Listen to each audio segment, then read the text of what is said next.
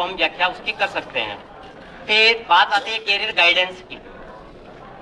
जब हम career guide के रूप में काम करते हैं स्कूलों के अंदर, तो कैरियर गाइडेंस जो है ये क्या होगा, तो इसके लिए आता है कि सलाह और सूचनाओं द्वारा कैरियर के चुनाव की शिक्षा।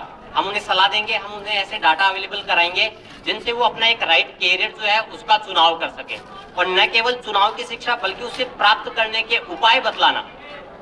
न केवल वो उसका चुनाव करे बल्कि उसे अचीव कैसे करेगा वो, इसके उपाय भी हम उसको इसे कैरियर गाइडेंस के कैरियर गाइड के रूप में हम उन्हें बताएंगे। कैरियर डे पे आयोजित होने वाली जो प्रमुख गतिविधियां थी, वो जो 4 गतिविधियां आपके यहाँ पे, कैरियर प्रदर्शनी, कैरियर रैली, कैरियर कॉन्फ्रेंस, और जो प्रतियोगिताओं का हमें 3-4 प्रकार के प्रतियोगिताओं का जो आयोजन हमारे द्वारा किया जाना है, वो आपको सर ने बता दिया था, डॉक्टर जी ने। फिर बात है कि एक्चुअली किसी भी बच्चे को जब अगर कैरियर गाइडेंस अपन देते हैं तो किस आधार पे दिया जाए। कई बार ऐसा होता है, हम उनकी जो मार्कशीट होते हैं उनके आधार पे देखते हैं कि यहाँ पे सबसे ज्यादा नंबर किस में आए, संस्कृत में आए, ठीक है तो संस्कृत के अंदर अपना कैरियर बना। कई बार ऐसा होता है उसके मार्क्स सबसे ज्यादा साइंस में आते हैं, अपन साइंस के आधार पर उसको कहीं ना कहीं करते हैं। तो यहाँ पे बात आती है, हम उसकी 4 चीजें जरूर देखें। नंबर 1 अभिरुचि, उसकी रुचि किसके अंदर है। नंबर 2 उसका व्यक्तित्व, उसकी पर्सनैलिटी कैसी है। एक दुबला पतला व्यक्ति है, हम उसे कहते हैं कि नहीं तो आर्मी में जा सकता है, तो ऐसा वहां पे नहीं, हम उसका व्यक्तित्व भी देखें। शारीरिक आधार पे, मनोवैज्ञानिक आधार पे, अपने जो व्यक्तित्व विश्लेषण के जो तरीके उनके आधार पे हम उसको जो उसकी पर्सनैलिटी उसको देखें। फिर उसके बाद में उसके मूल्य, उसके खुद के सिद्धांत कैसे हैं, हमें ये चीज भी देखते हैं। हाँ, कई बार होता है कि हम किसी जॉब को लेकर कहते हैं हाँ ये काम मैं कर सकता हूँ।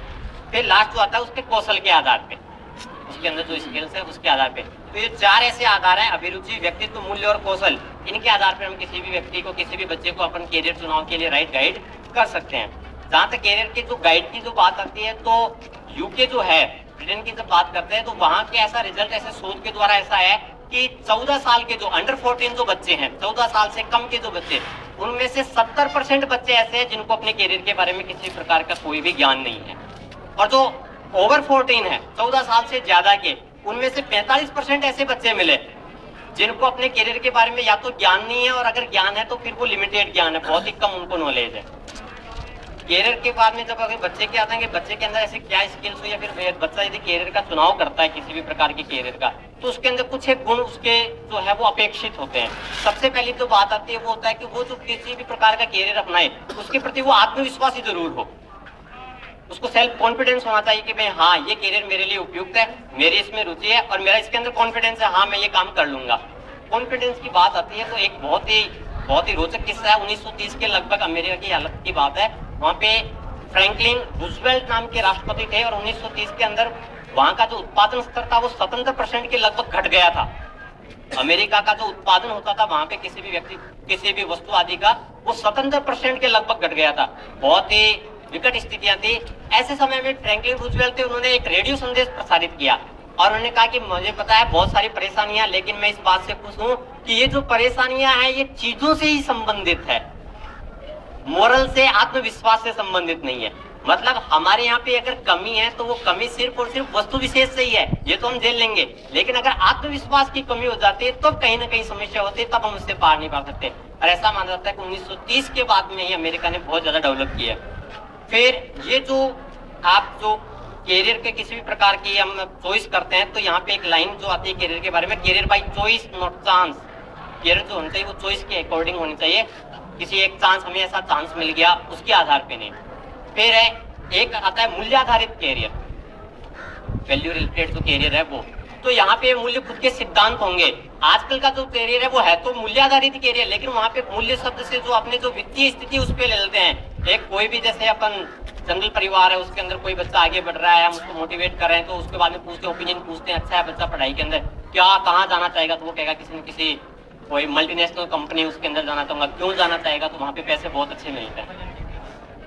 ठीक है, तो ये मूल्य आधारित जो कैरियर बना है उसको हम कहीं ना कहीं उसकी इच्छा के ऊपर डिपेंड करते हैं, भाई हाँ ये इस इच्छा के आधार पे अपना अपना कैरियर बनाए। हम आपको यहाँ पे कुछ ऐसे हमारे पास डाटा है, ठीक है, उनके फोटो स्टेट्स है, वो आपको अवेलेबल कराएंगे, जिसके अंदर ये है कि आर्ट्स जो सब्जेक्ट है,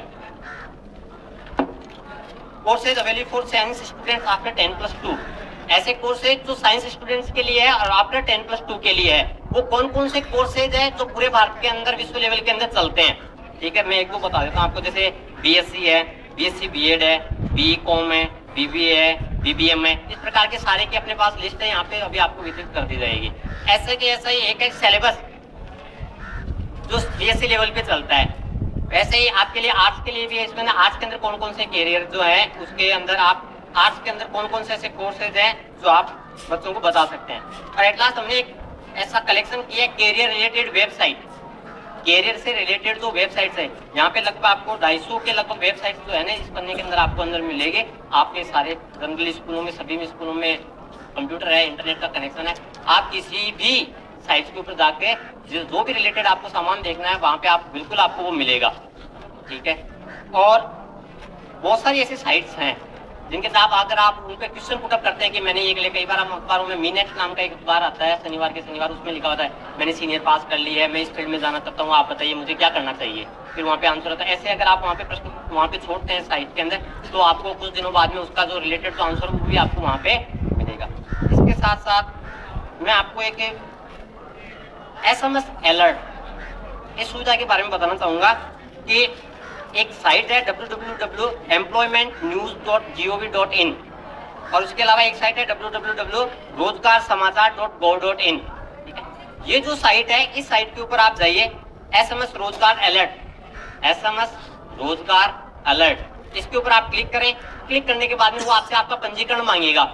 तो वहां पे आपको कुछ डाटा देने हैं, जैसे आपका नाम, आपके फोन नंबर, SMS आएगा इसलिए आपको रिलेटेड जो फोन नंबर, मोबाइल नंबर वो वहां पे आपको देना है, आपका एड्रेस, आपका ईमेल आईडी ये देना है। और उसके बाद में क्या होगा कि आपको एक वो रोजगार अलर्ट का कोई विकल्प बताएगा, आपको उनमें से कोई से 2 विकल्प चुनने हैं, जैसे सरकारी और सिविल सेवाएं इनमें से, बैंकिंग और वित्त इनमें से, रक्षा और अर्धसैनिक बल इनमें से, अभियांत्रिकी, शैक्षणिक और चिकित्सकीय। मतलब आप किस फील्ड के रोजगार के लिए आप SMS मंगवाना चाहते हैं, आपको कोई से 2 वहां पे चूज करना है। और आप जैसे वो 2 चूज करोगे उसके बाद में क्या होगा कि जैसे ही किसी भी प्रकार के इस फील्ड से रिलेटेड वैकेंसी निकलेगी, ठीक है, निकलने के साथ ही आपको आपके इस मोबाइल के ऊपर SMS आ जाएगा कि हाँ ये वैकेंसी निकली है, इसके अंदर ये योग्यता मांग रहे हैं, इसके अंदर ये अनुभव होना चाहिए, इसकी लास्ट डेट ये है। तो बहुत ही इजी प्रोसेसिंग है, आप इन पे क्लिक करके देखें और आप इसका बहुत ज्यादा फायदा उठा सकते हैं। आपके जैसे मान लो आप स्टाफ के 5 सदस्य हैं, दो सेवाएं अपने अलग अलग सबने ले ली, तो हमारे पास सारी सूचनाओं का जो केंद्र है वो SMS के माध्यम से हमें मिल जाएगा।